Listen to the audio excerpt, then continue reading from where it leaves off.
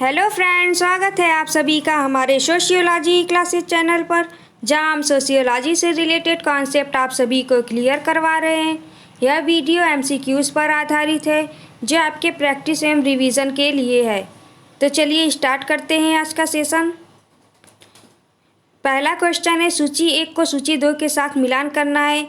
सूची 1 में समाजशास्त्री दी गए हैं और सूची 2 में उनके अध्ययन क्षेत्र। तो चलिए पहले मिलान कर लेते हैं। IP देसाई, तो यह संबंधित है नवसारी से। ठीक है, IP देसाई नवसारी। KM कपाड़िया रोहतक और हिसार। एलिन रास महुआ। MS गोरे, तो यह है बंगलूर। रामकृष्ण मुखर्जी पश्चिम बंगाल। तो इस तरह से आपका option number A right answer हो जाएगा। ठीक है, ऑप्शन नंबर ए। आइए नेक्स्ट क्वेश्चन पे चलते हैं। निम्नलिखित भाषाओं में से कौन सी संविधान की 8वीं अनुसूची में शामिल नहीं है? तो वह भाषा है अवध। ठीक है, ऑप्शन नंबर ई राइट आंसर हो जाएगा, अवधी। आइए नेक्स्ट क्वेश्चन पे चलते हैं। निम्नलिखित में से किसको एक द्वैतवादी दार्शनिक स्कूल कहा जाता है? तो नीचे दिए गए ऑप्शंस में से आपको राइट आंसर बताना है।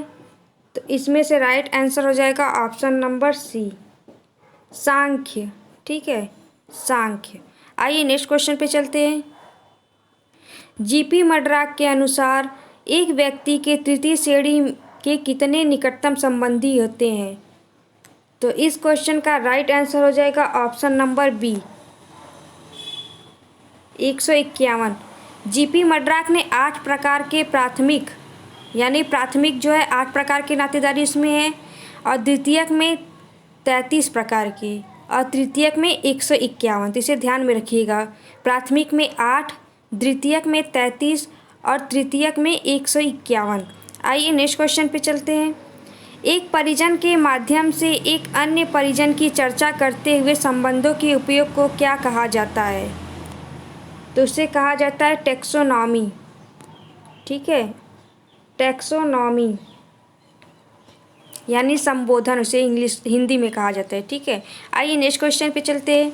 निम्नलिखित में से कौन सा एफिनल परिजनों का एक उदाहरण है? तो इस क्वेश्चन का राइट आंसर हो जाएगा ऑप्शन नंबर सी, एफिनल का मतलब होता है विवाह मूलक नातेदारी। ठीक है, तो पति पत्नी, तो यह विवाह मूलक के अंतर्गत आते हैं, यानी इनका एक दूसरे के साथ विवाह के बाद संबंध बना है। आइए नेक्स्ट क्वेश्चन पे चलते हैं। अंगामी नागाओं की रिश्तेदारों में विपरीत लिंग के सदस्यों के लिए कौन सा शब्द प्रयुक्त किया जाता है? तो वह प्रयोग करते हैं शी, ऑप्शन नंबर ए। ठीक है, शी। आइए नेक्स्ट क्वेश्चन पे चलते हैं। जुआंग जनजाति कहाँ पाई जाती है? तो यह पाई जाती है क्योंझर उड़ीसा में। Option number D right answer हो जाएगा, क्योंझर उड़ीसा में। आइए नेक्स्ट क्वेश्चन पे चलते हैं। निम्नलिखित में से कौन सी वैज्ञानिक पद्धति की एक विशेषता नहीं है? तो वह है ऑप्शन नंबर ई, मूल्य निर्णय। ठीक है, मूल्य निर्णय। आइए नेक्स्ट क्वेश्चन पे चलते हैं। निम्नलिखित में से कौन सा अनुसंधान के चरणों का सही अनुक्रम है? तो सही अनुक्रम बनाना है। आइए इसको पहले बना लेते हैं। सबसे पहले आएगा आपकी समस्या निरूपण। ठीक है, समस्या निरूपण ये पहले नंबर पे आएगा। फिर दूसरे नंबर पे आता है साहित्य की समीक्षा। ठीक है, दूसरे नंबर पे साहित्य की समीक्षा। तीसरे पर नमूना अभिकल्प, यानी रिसर्च डिज़ाइन। फिर आएगा आपका परिकल्पना का परीक्षण। ठीक है, फिर लास्ट में आएगा आपका आंकड़ा विश्लेषण। तो सबसे पहले 2, यानी कि ऑप्शन नंबर बी आपका राइट आंसर हो जाएगा। ठीक है, ऑप्शन नंबर बी आपका राइट आंसर हो जाएगा।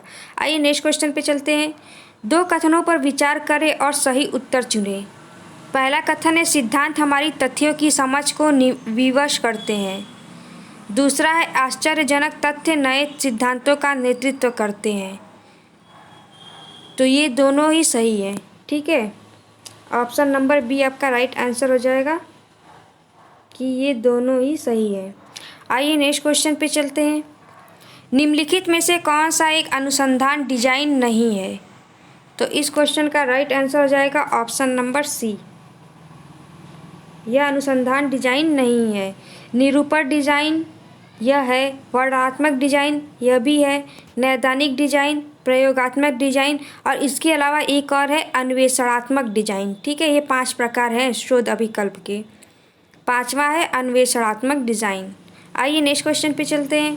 परंपरागत रूप से निम्नलिखित में से कौन सा प्रयोग अनुसंधान डिजाइन का एक प्रकार नहीं है? तो इस क्वेश्चन का राइट आंसर हो जाएगा ऑप्शन नंबर बी, केवल डिजाइन से पहले। आइए नेक्स्ट क्वेश्चन पे चलते हैं। निम्नलिखित पुस्तकों में से कौन सी पुस्तक एम.एन. श्रीनिवास द्वारा नहीं लिखी गई है? तो नीचे दिए गए ऑप्शंस में से आपको बताना है कि कौन सी पुस्तक एम.एन. श्रीनिवास की नहीं है। तो इस क्वेश्चन का राइट आंसर हो जाएगा option number D, Indian village. Indian village पुस्तक एस.सी. दुबे जी की है। ठीक है, यह बुक एस.सी. दुबे जी की है। आइए नेक्स्ट क्वेश्चन पे चलते हैं। निम्नलिखित में से किसको आमतौर पर एक संरचनात्मक व्यवहारिकतावादी माना जाता है?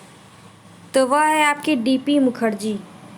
Option number D, D P. Mukherjee. आइए नेक्स्ट क्वेश्चन पे चलते हैं। एम.एन. श्रीनिवास के अनुसार निम्नलिखित में से कौन सी प्रमुख जाति यानी डोमिनेंट कास्ट की एक पूर्व शर्त नहीं है? तो इस क्वेश्चन का राइट आंसर हो जाएगा ऑप्शन नंबर बी, युवा आबादी। ठीक है, यह पूर्व शर्त नहीं है। आइए नेक्स्ट क्वेश्चन पे चलते हैं। The structure of Hindu society किसके द्वारा लिखी गई है? तो यह बुक लिखी गई है एन.के. बोस के द्वारा, एन.के. बोस। आइए नेक्स्ट क्वेश्चन पे चलते हैं। सॉरी, यहाँ पे गलत हो गया है।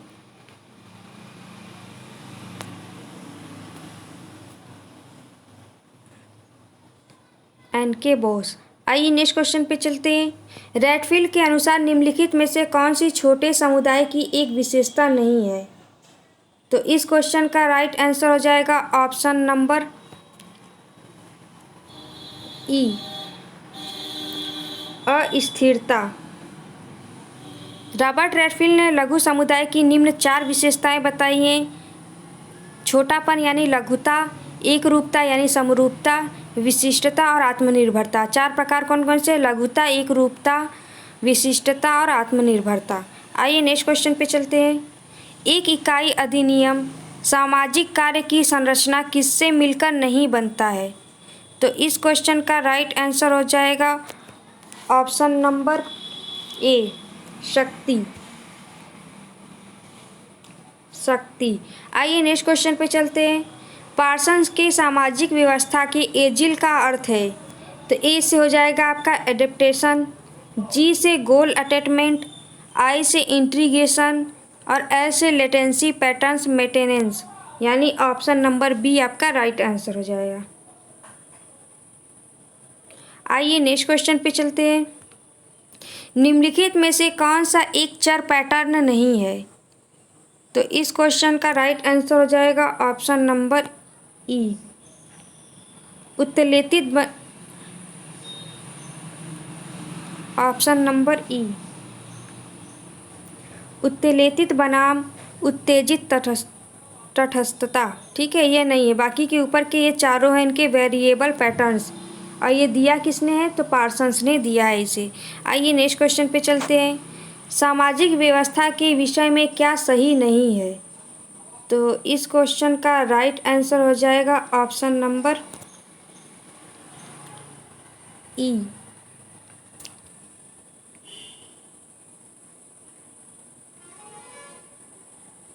Option number D. Sorry, E नहीं होगा, डी होगा, रुचि का संघर्ष। रुचि का संघर्ष यह सामाजिक व्यवस्था के विषय में नहीं है। आइए नेक्स्ट क्वेश्चन पे चलते हैं। निम्नलिखित में से कौन सा मध्यम श्रेणी के सिद्धांत के विषय में सही नहीं है? तो इस क्वेश्चन का राइट आंसर हो जाएगा ऑप्शन नंबर ई। यह प्रसिद्ध सिद्धांतों के विपरीत और प्रतिस्पर्धा में है। आइए नेक्स्ट क्वेश्चन पे चलते हैं। नीचे दिए गए कथनों पर विचार करें। पहला है सामाजिक पूंजी आर्थिक जोखिम कम कर देता है। दूसरा है आर्थिक जोखिम घरेलू हिंसा का कारण बनता है। तीसरा है प्रवासी समुदायों में सामाजिक पूंजी की कमी होती है। चौथा है प्रवासी समुदायों में घरेलू हिंसा अधिक होने की संभावना होती है। दिए गए सभी कथन किसका एक उदाहरण है? तो यह सभी उदाहरण है मध्यम श्रेणी सिद्धांत यानी मिडिल रेंज थ्योरी का। ठीक है, और इसे दिया है मर्टन ने। ठीक है, आर के मर्टन ने इसे दिया है। आइए नेक्स्ट क्वेश्चन पे चलते हैं। यह इस सेशन का लास्ट क्वेश्चन है। मर्टन के अनुसार निम्नलिखित में से कौन सा असंबद्धिता की स्थिति की प्रतिक्रियाओं की सीमा से बाहर है? मतलब कि इसमें से कौन सा नहीं है इससे संबंधित? तो इस क्वेश्चन का राइट आंसर हो जाएगा ऑप्शन नंबर बी, बहिष्करण। बहिष्करण इसमें सम्मिलित नहीं है।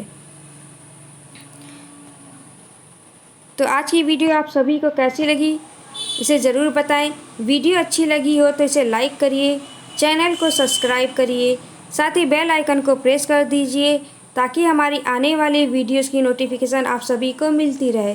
साथ ही हम आपको ये भी बताना चाहते हैं कि मैंने टेलीग्राम चैनल अभी न्यू बनाया है। एक टेलीग्राम चैनल है सोशियोलॉजी ई क्लासेस करके, और एक उसी का टेलीग्राम ग्रुप है जिसमें क्विज कराया जाता है जो आपके प्रैक्टिस के लिए बहुत ही सहायता देंगे आपके आने वाले एग्ज़ाम में। तो आप लोग उस चैनल के साथ भी जुड़िए, साथ ही टेलीग्राम ग्रुप के साथ भी जुड़िए। नीचे डिस्क्रिप्शन में हम लिंक आप सभी को प्रोवाइड करा देंगे। तो थैंक यू सो मच।